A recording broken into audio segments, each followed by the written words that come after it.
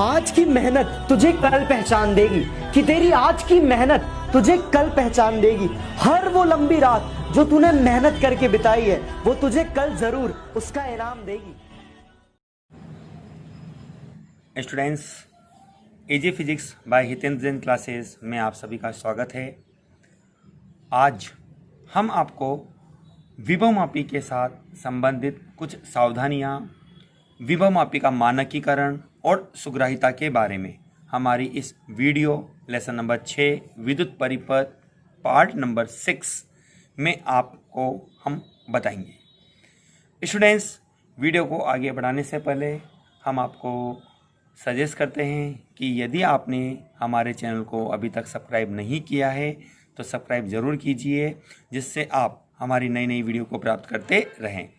और वीडियो को आप पूरा अवश्य देखिए, वीडियो को अधिक से अधिक शेयर और अच्छे अच्छे कमेंट ज़रूर करिए। स्टूडेंट्स, हम हमारे फर्स्ट टॉपिक को स्टार्ट करते हैं, विभवमापी के साथ सावधानियाँ। प्रैक्टिकल की दृष्टि से भी ये सावधानियाँ इंपॉर्टेंट रहती है और यहाँ पर भी आपके पास 1 नंबर का एक संभावित सवाल बन सकता है। सावधानी में सबसे पहले मैंने नंबर 1 आपको लिखी है। हमने विभवमापी के परिपथ में पढ़ा था 2 तरह के परिपथ, प्राथमिक परिपथ और मुख्य परिपथ।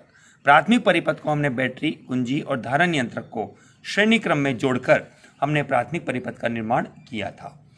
तो स्टूडेंट्स, वहाँ पे भी मैंने आपको बोला था, ऐसी परिस्थिति में प्राथमिक परिपथ में जो सेल होता है उसका विद्युत वाहक बल सदैव द्वितीयक परिपथ में लगाए गए सेल के विद्युत वाहक बल से अधिक होना चाहिए। मैं इसका एक परिपथ चित्र बनाता हूँ आपको वापस दोबारा से। हमने हालांकि थ्योरी में पढ़ा भी है। आपके पास विभवमापी ए बी है। प्राथमिक परिपथ के रूप में आपने बैटरी, सेल जिसको हम कहते हैं, कुंजी और धारा नियंत्रक को यहाँ हमने श्रेणी क्रम में जोड़ा है। ये धारा नियंत्रक की स्थिति अपने पास है, RH रियोस्टेट जिसको धारा नियंत्रक कहते हैं। कुंजी के बंद कर दिया है आपने, प्लस और माइनस। हम मान लेते हैं इसका विद्युत वाहक बल हमारे पास EP के रूप में है। स्टूडेंट्स, द्वितीयक परिपथ के रूप में हमने एक सेल और लिया, मान लेते हैं इसका विद्युत वाहक बल हमारे पास है E0, प्लस और माइनस। जैसा कि आपको बताया गया है कि सदैव धन विभव को विभवमापी के उच्च विभव बिंदु A से जोड़ा जाता है। ऋण सिरे को हमने गैल्वेनोमीटर G द्वारा विसर्पी कुंजी J से जोड़ दिया है। यह आपके पास संतुलित लंबाई हमने चित्र में दर्शा दी है। यहाँ स्टूडेंट्स, इस सावधानी नंबर 1 के आधार पर आपको ध्यान रखना है, अर्थात मैं लिख देता हूँ, आपके पास सदैव EP का जो मान होगा वो ES के मान से अधिक होना चाहिए। सावधानी नंबर 2 के रूप में हमारे पास है कि सभी सेल जितने भी परिपथ में जोड़े गए हैं, सभी सेलों के उच्च विभव को उभयनिष्ठ बिंदु या उच्च विभव बिंदु A से जोड़ा जाना चाहिए। सभी सेलों के उच्च विभव अर्थात धन विभव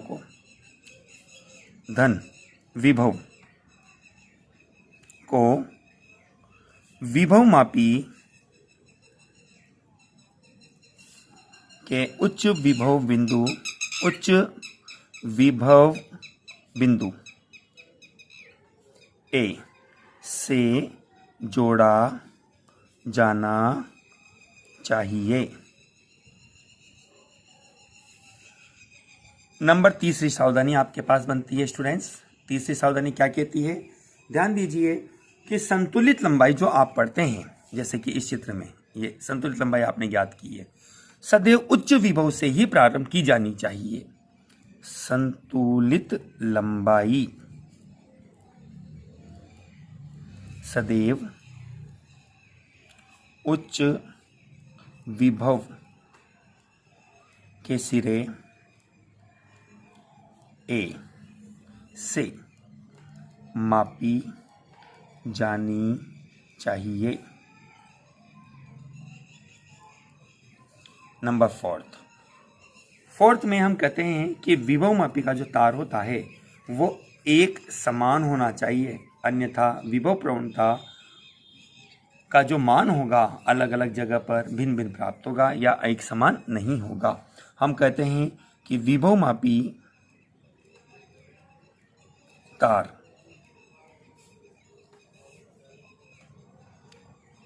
सर्वत्र या सभी जगह सर्वत्र एक समान होना चाहिए। मतलब बीच में से टूटा हुआ नहीं होना चाहिए, घिसा हुआ नहीं होना चाहिए, होना चाहिए, अन्यथा विभव प्रवणता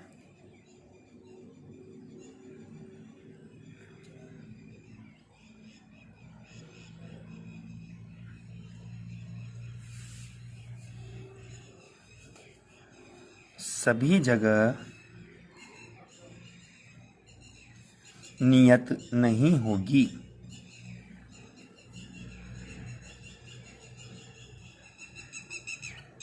नंबर 5 सावधानी आपके पास बनती है स्टूडेंट्स।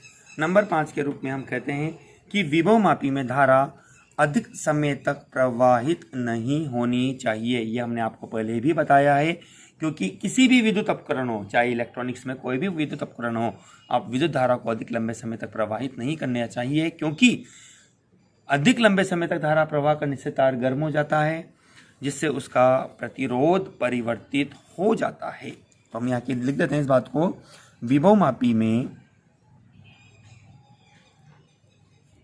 अधिक समय तक धारा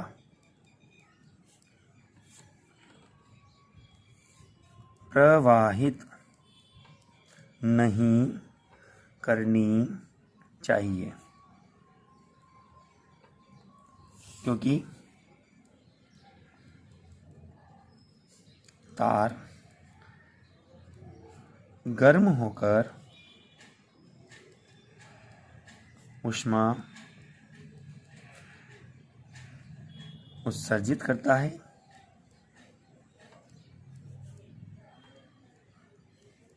तथा तार का प्रतिरोध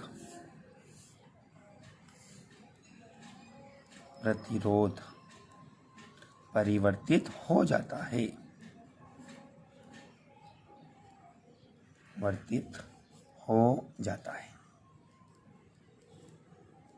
इस तरह से स्टूडेंट्स आपके पास ये विभवमापी से संबंधित कुछ सावधानियां हैं जिनको आपको जनरली याद रखना चाहिए, और वैसे प्रैक्टिकल एग्जाम के दौरान आपको ये सावधानियां याद हो भी जाती है।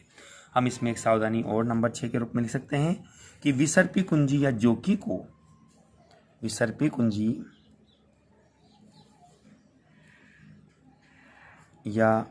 को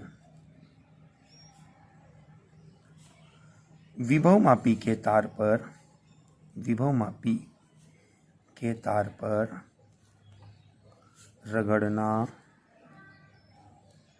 नहीं चाहिए। क्यों? आपको इसका कारण मैंने मीटर सेतु की वीडियो में भी बताया था, क्योंकि इससे तार अनुप्रस्थ काट क्षेत्रफल तार का परिवर्तित हो जाता है, प्रतिरोध परिवर्तित होता है, जिससे हम एक समान प्रतिरोध को प्राप्त नहीं कर पाते।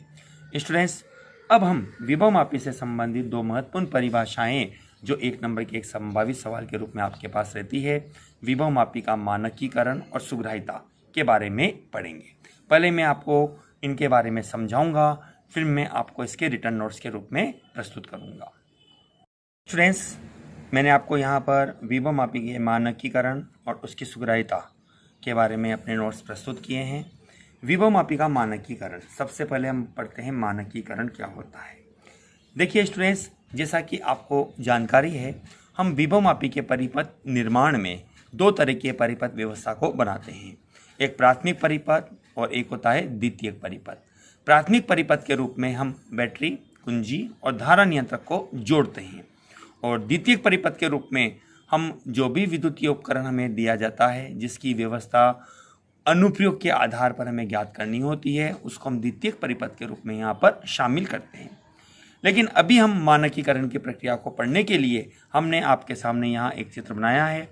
यह आपके पास है विभवमापी, जिसमें आपके पास विभवमापी AB के साथ आपने बैटरी, कुंजी और धारा नियंत्रक को आपने श्रेणी क्रम में जोड़कर मुख्य या प्राथमिक परिपथ बनाया है। एक मानक सेल जिसके धन इलेक्ट्रोड को आपने विभवमापी के उच्च विभव बिंदु से और ऋण सिरे को आपने गैल्वेनोमीटर G से विसर्पी कुंजी J द्वारा आपने जोड़ा है। स्टूडेंट्स, यहाँ कुछ शब्द आए हैं मानक सेल। तो सबसे पहले मैं इस मानक सेल की परिभाषा आपको बताता हूँ कि मानक सेल वह सेल होता है जिसका विद्युत वाहक बल परिपथ में लंबे समय तक नियत अर्थात यथार्थ बना रहता है। सामान्यतः अपन मानक सेल के रूप में कैडमियम सेल या डेनियल सेल का यहाँ उपयोग कर सकते हैं। स्टूडेंट्स, सबसे पहले हम मानकीकरण को जानते हैं। मानकीकरण होता क्या है? एक सिंपल वे में मैं कहूँ तो मानकीकरण आपके पास है कि विभव प्रवणता ज्ञात करना ही मानकीकरण होता है। क्या? विभव प्रवणता ज्ञात करना ही मानकीकरण होता है। तो स्टूडेंट्स, इसके लिए हमने क्या किया कि विभवमापी के द्वितीयक परिपथ में एक मानक सेल जोड़ा। हम विसर्पी कुंजी J को A और B के मध्य विस्थापित करते हैं और एक ऐसी अवस्था, एक ऐसा बिंदु तलाश करते हैं जहां धारामापी में विक्षेप शून्य हो जाता है। तो स्टूडेंट्स, हम देखते हैं, हमने माना यह L स्थिति पर या L दूरी पर यह स्थिति हमें प्राप्त होती है जहां हमें संतुलित अवस्था प्राप्त होती है अर्थात धारामापी में शून्य विक्षेप बनता है। तो ऐसी स्थिति में हमने कहा ES अर्थात मानक सेल का विद्युत वाहक बल प्रोपोर्शनल L0 आपके पास यह संतुलित लंबाई है, ठीक है, या E बराबर होता है x L0। हमने पहले भी पढ़ा है स्टूडेंट्स, यहाँ x एक समानुपातिक नियतांक है जिसे हम विभवमापी की विभव प्रवणता कहते हैं। तो x बराबर हमारे पास बनेगा ES अपॉन L0 के रूप में। स्टूडेंट्स, ये होता है मानकीकरण। अब मैं आपको इसको रिटर्न नोट्स के रूप में जो मैंने आपको नोट्स लिखे हैं उसके बारे में अपन यहाँ पर डिस्कस करते हैं। स्टूडेंट्स, हर पॉइंट में एक सवाल होगा, आप ध्यान से सुनिएगा, ध्यान से समझिएगा, वीडियो को पूरा अवश्य देखिए। हमने कहा है विभवमापी का मानकीकरण क्या है। तो जैसा कि मैंने आपको कहा था कि मानकीकरण का अर्थ हम कहते हैं विभव प्रवणता ज्ञात करना। तो परिभाषा के रूप में अपन कह सकते हैं कि विभवमापी के लिए विभव प्रवणता का यथार्थ मान अर्थात एक्यूरेट मान, सही मान ज्ञात करने की प्रक्रिया को ही विभवमापी का मानकीकरण कहा जाता है। ठीक है, ये हमारा पहला सवाल बनता है, मानकीकरण क्या है। अब दूसरा सवाल हमारे पास होता है मानकीकरण की प्रक्रिया के लिए आवश्यक प्रतिबंध क्या है। ये हमारे पास पॉइंट नंबर 1 के रूप में पहला सवाल बना। पॉइंट नंबर 2 के रूप में हमारे पास दूसरा सवाल बनता है आवश्यक प्रतिबंध। तो हमने कहा विभव प्रवणता ज्ञात करने के लिए हम क्या करते हैं, द्वितीयक परिपथ में एक मानक सेल का उपयोग करते हैं। तो पॉइंट नंबर 2 के लिए हमने लिखा कि द्वितीयक परिपथ में एक ज्ञात विद्युत वाहक बल का मानक सेल उपयोग में लिया जाता है। पॉइंट नंबर 3 के रूप में हमने कहा, इसी में शब्द आया मानक सेल। तो हम यहाँ मानक सेल के बारे में ही बात करेंगे कि मानक सेल क्या है। सवाल अगला यही से बन गया हमारे पास। देखिए, हर पॉइंट में एक सवाल आपके पास निकलता चला जा रहा है, मानक सेल क्या है। तो स्टूडेंट्स, मानक सेल वह सेल होता है जिसका विद्युत वाहक बल लंबे समय तक नियत और शुद्ध बना रहता है या शुद्धता से ज्ञात होता है। हम सामान्यतया मानक सेल के रूप में एक तो कैडमियम सेल याद रखिएगा जिसका विद्युत वाहक बल होता है 1.0186 वोल्ट, और डेनियल सेल जिसका विद्युत वाहक बल होता है 1.08 वोल्ट का यहाँ उपयोग करते हैं। ये हमारे पास 3 सवाल विभवमापी के मानकीकरण की प्रक्रिया से बनते हैं। हमने यहाँ चित्र बनाया, चित्र में दोबारा से हम आपको एक्सप्लेन करते हैं। हमने कहा विसर्पी कुंजी को हम AB के मध्य विस्थापित करते हुए एक संतुलित लंबाई हम L0 ज्ञात करते हैं। यदि मानक सेल का विद्युत वाहक बल ES और संतुलित लंबाई L0 है तो हम जानते हैं ES प्रोपोर्शनल टू L0 या ES बराबर होगा x L0। तो x बराबर आपके पास बनेगा ES अपॉन L0। S का मतलब स्टूडेंट्स सेकेंडरी द्वितीयक परिपथ है, ये द्वितीयक सेल नहीं है, द्वितीयक परिपथ। तो x यहाँ पर आपके पास एक समानुपातिक नियतांक है जिसे हम विभवमापी की विभव प्रवणता कहते हैं।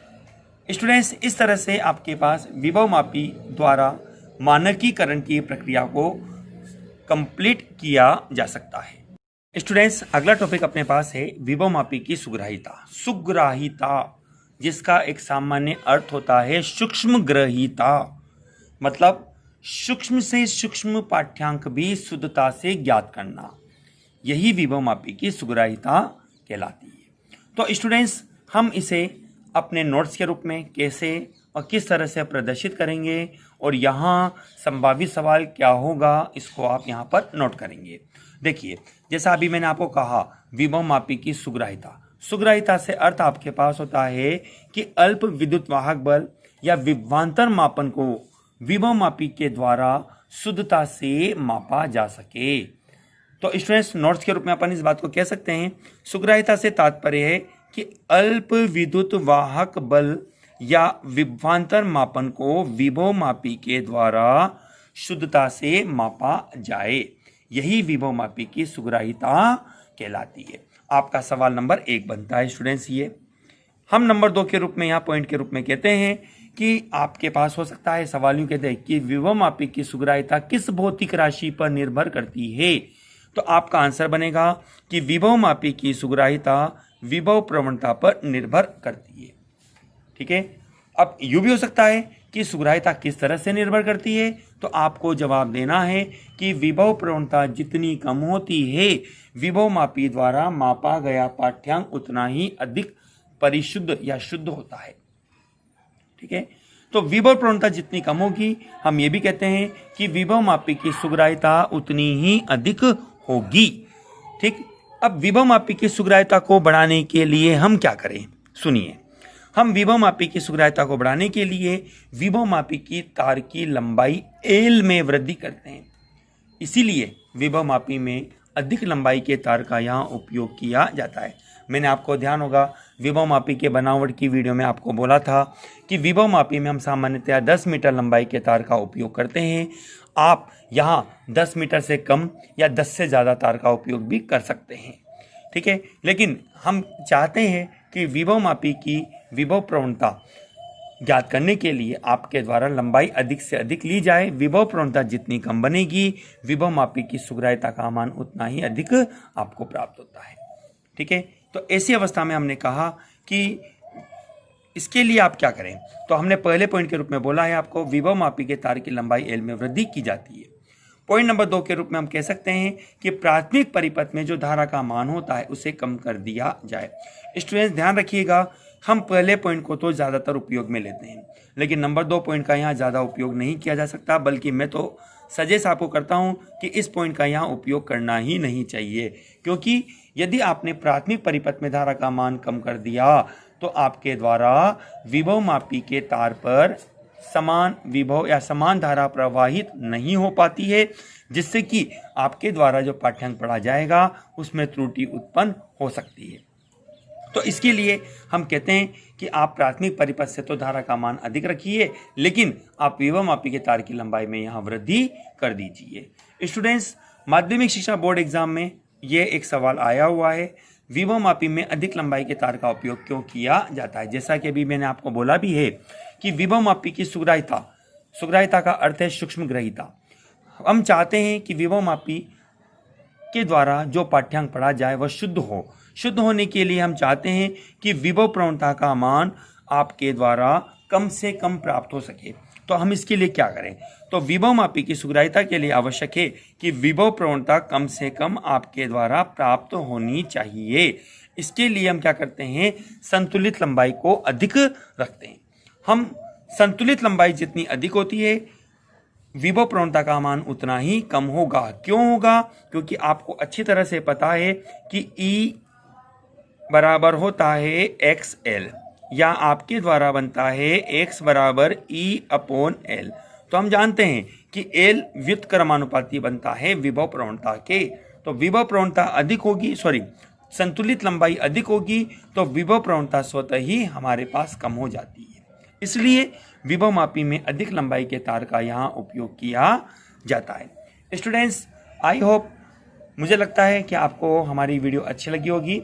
आप इस वीडियो को पूरा अवश्य देखा करें, क्योंकि हर लैंग्वेज में यहाँ एक सवाल जरूर उपस्थित होता है।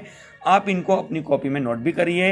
वीडियो को आप अधिक से अधिक शेयर, लाइक और कमेंट अवश्य करिए। Thank you.